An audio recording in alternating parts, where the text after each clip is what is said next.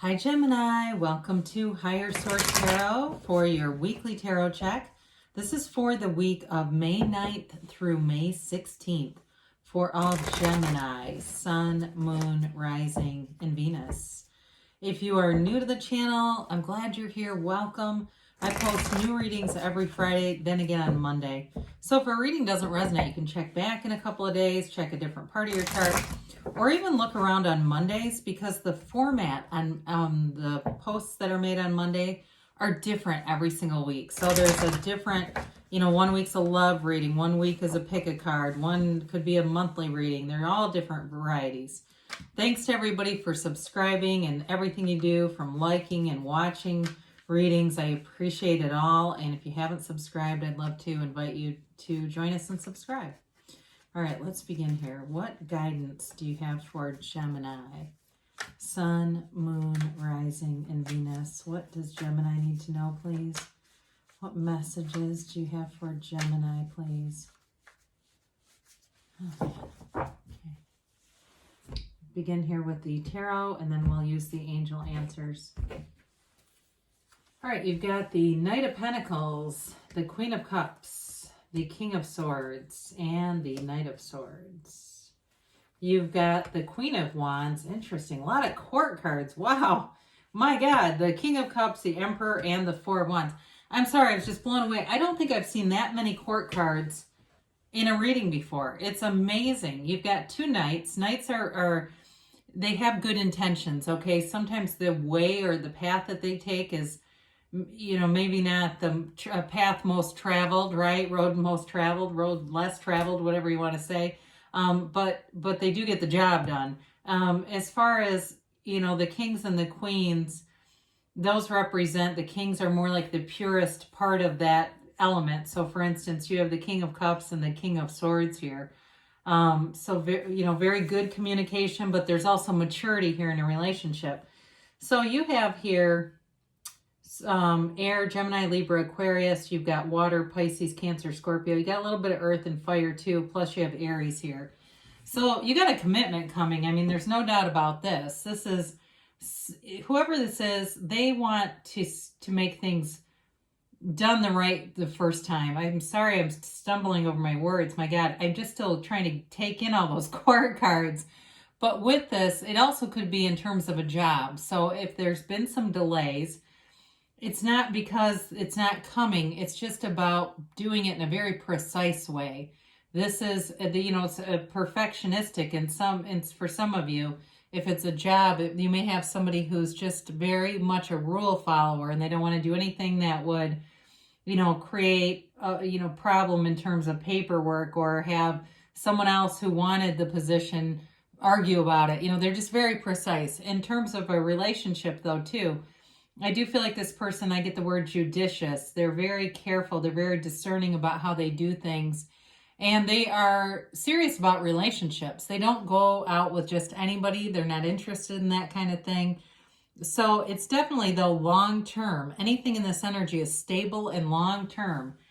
So you have here a couple right on top of each other. I don't know if you caught that. You've got, talk about a love commitment. You've got the King and Queen together, plus the Four of Wands. There's definitely a relationship here. So the Queen is also very intuitive energy. So for some of you, you may be getting a strong sense of intuition. It's like you have this knowing. You may be waking up in the middle of the night, and it's like there's something happening here. You may have had a series of events that seem negative, but it's like you had a peace about you. There's somebody that has this because you knew it was bringing something better. It was like it didn't even faze you. People around you may have been saying, how does that not bother you? But it's because you knew it was for a higher purpose. And it may have been a trivial set of events, like, a flat tire here or a cracked windshield, that kind of stuff, that it's like can really screw up somebody's day, but you're like, it'll get fixed. I get that energy. Somebody is very much like that. Talk about wearing the world like a loose-fitting garment. So the Queen of Cups is also like that. She comes from a place of love. Love conquers all. Love wins. And she would never, this kind of energy would never get worked up about some earthly material problem. You are attracting love. You are in this place where in terms of a job too, though, again, like I said, whoever is in charge of this, for some of you, they don't want anything to happen that it could end up, becoming an argument or something. They're very serious about you being in that role. So that may be for very few of you, but I do get that. So the King of Swords comes in, and it's very clear communication. Swords also cut away anything that doesn't serve you. So if there's been somebody nagging in the background, this seems more work related. I do feel like they're going to get moved or put somewhere, and it will help to alleviate any potential stress. I don't feel like you're particularly stressed, but it's kind of one of those things where it's like it's like a gnat that won't go away. So the King of Swords is clarity of thought too. It's knowing exactly what you want and going after it. The King of Swords is a card, much like the Emperor, of material wealth, and we sometimes don't give this full measure. But swords in the tarot, when the tarot was created, represent nobility. So it's definitely being in this place where you are heightened and respected and are moving forward into a position. It feels like some kind of a promotion for some of you. Now, in terms of who you are attracting to, it'll be somebody who makes a commitment. There's no doubt about that. It could be another Gemini too. Excuse me, I do feel like this person's very good in terms of communication. They have a facility for making up their mind. And what I like about this is there's no wishy-washy energy. There's no uncertainty here. The Knight of Swords also knows exactly what he wants. There's no stopping this. It moves forward with great momentum.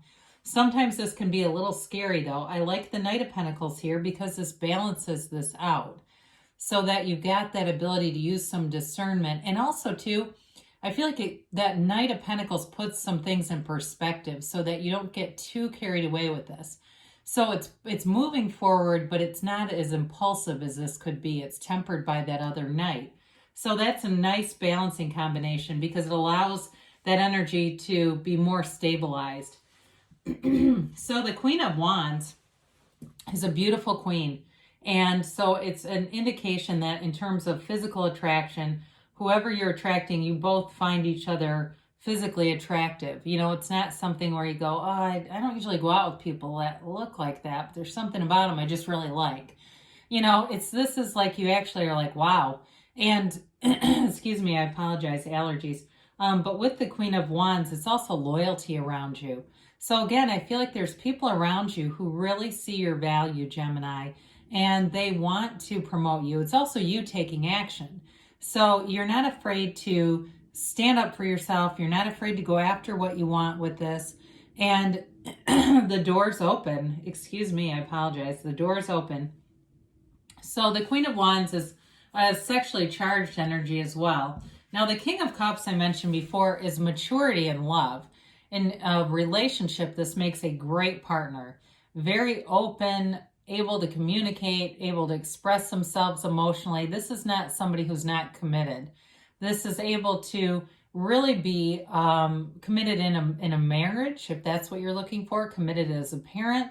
Because you do, like I said, you've got the Queen here too. And so as you look at these together, he looks on at his Queen, right? And it's like you only have eyes for one another. So be aware of that, because whoever this is, they're not looking around. They're not trying to, play the field at all or see who else is on the market. So the Emperor always gets what he wants. The Emperor is in charge. And so it may be, like I said, an indicator of a job where you move forward and are in some kind of supervisory capacity. But, he also leads troops to battle. And so any problems, you may have a real knack for problem solving in this energy. He is a little forceful, and you have to be careful with him and the King of Swords here, because they can kind of set the stage for confrontational language, and not everybody's going to receive that well. So just be aware of it. That's what I love about tarot, because it gives you guidance. So you can say, you know what? I see where this conversation is going. I remember that reading. I'm going to excuse myself for a minute, or I'm going to do something to try to get the momentum redirected here. Okay, so that's how this can really help you. But he's also the father of the tarot. So you definitely have an energy of protection around you, people looking out for you. And he's got a fatherly love. He can be a little stern and directive, but he comes from a very good place. And so again, there's wealth here too. The emperor, you know, the emperor's new clothes, right? The emperor is wealthy. And so it's living in a place of abundance and prosperity and certainty. Now the Four of Wands it's a marriage card. It's an 1111 card. It is a Hindu wedding ceremony. It's celebration, which I like to see with some of the other energies that are here, because it really does communicate that this is going to be a very happy time for you, Gemini. And so they leave a restricted, walled off city into this open vista. That's the card.